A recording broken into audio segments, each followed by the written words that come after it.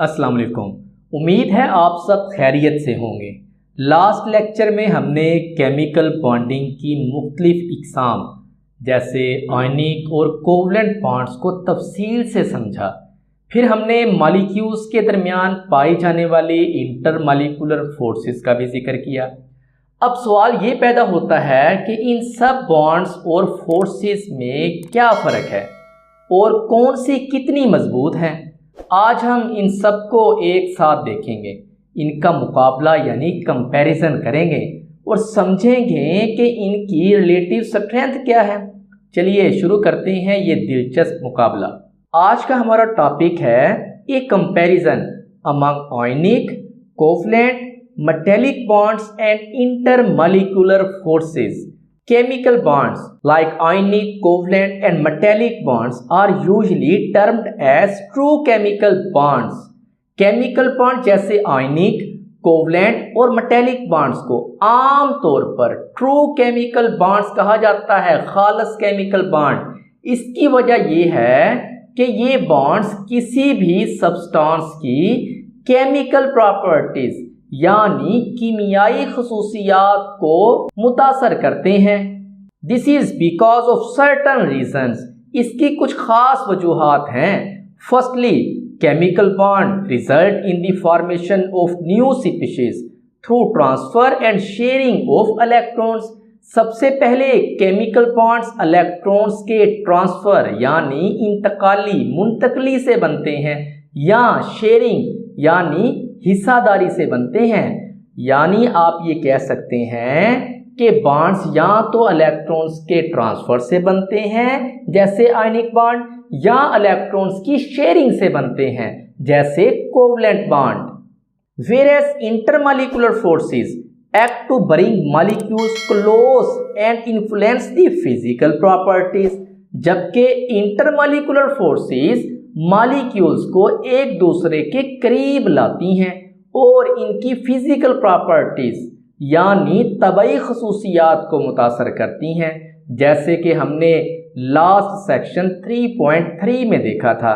However such A clear distinction between the chemical bonds and intermolecular forces is not possible. लेकिन chemical bonds और intermolecular forces के दरमियान इस कदर वाज़ेह फर्क करना हमेशा मुमकिन नहीं होता। The distinctive features of the chemical bonds and intermolecular forces is their bond energy. अब केमिकल बॉन्ड्स और इंटरमॉलिक्यूलर फोर्सेस की मुमताज खसूसियात यानी डिस्टिंग्विशिंग फीचर्स इनकी बॉन्ड स्ट्रेंथ है। The strength of force is measured by the bond energy. किसी भी फोर्स की मजबूती को इसकी बॉन्ड एनर्जी से नापा जाता है, जैसे हमने सेक्शन 3.4 में डिस्कस किया था बॉन्ड एनर्जी को।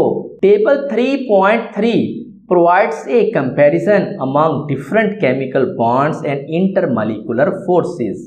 ये टेबल 3.3 में मुख्तलिफ केमिकल बॉन्ड्स और इंटरमॉलिक्यूलर फोर्सेस का कंपैरिजन पेश किया गया है। The relative strength of chemical bonds and intermolecular forces। Ionic bond in NaCl सबसे ज्यादा एनर्जी 760 किलो जूल पर मोल है।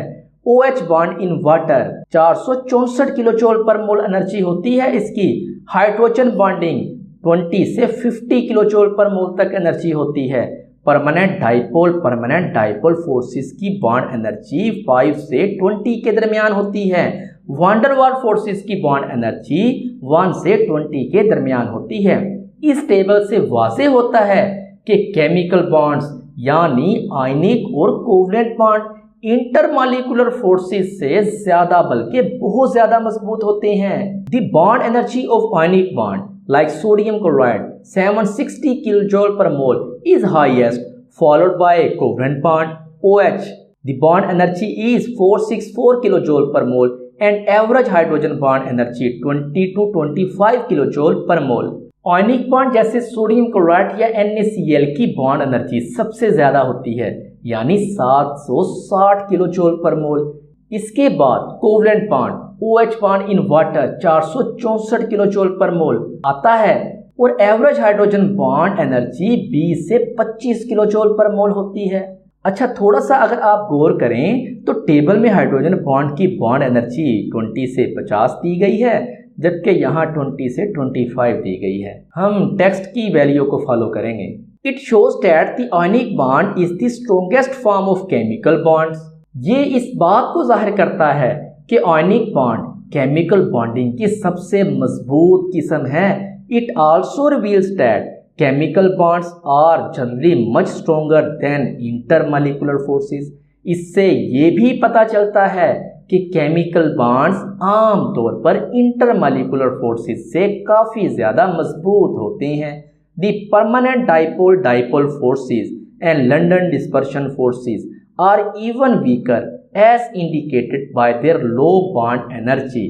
परमानेंट डाइपोल फोर्सेस जिनकी एनर्जी 5 से 20 किलो जूल पर मोल तक होती है, और लंदन डिस्पर्शन फोर्सेस जिनकी एनर्जी 1 से 20 किलो जूल पर मोल तक होती है, ये और भी कमजोर होती हैं एज कंपेयर टू आयनिक और कोवलेंट बॉन्ड, जैसा कि इनकी बॉन्ड एनर्जी से जाहिर होता है। The metallic bond is mostly elaborated in terms of electrostatic forces, although some theories suggest that it may be of covalent nature।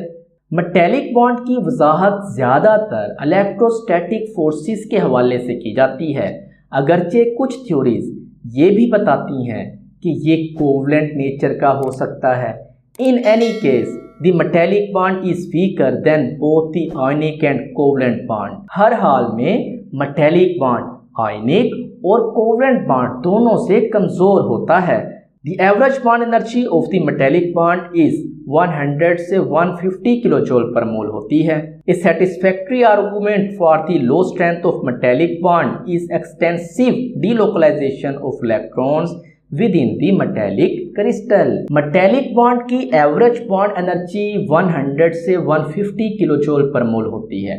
metallic crystals में electrons की वसी यानी एक्सटेंसिव डीलोकलाइजेशन इसकी कम मजबूती की एक तसल्ली बख्श वजाहत है, यानी इलेक्ट्रॉन एक जगह नहीं होते बल्कि मूव करते रहते हैं।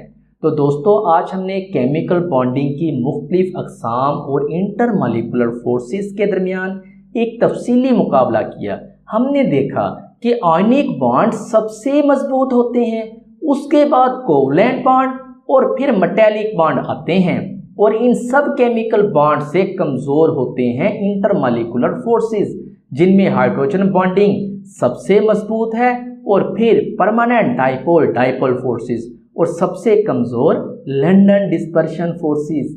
ये समझना बहुत ज़रूरी है क्योंकि कंपाउंड्स की फिजिकल प्रॉपर्टीज़ जैसे मेटेलिक बॉन्ड, बॉइलिंग पॉइंट और सॉल्युबिलिटी इन्हीं बॉन्ड स्ट्रेंथ पर मुनहसर करती है। उम्मीद है आज का लेक्चर आपको पसंद आया होगा। अगर आपको कोई कन्फ्यूजन है तो ज़रूर कमेंट करें, मैं रिप्लाई करने की पूरी कोशिश करूँगा।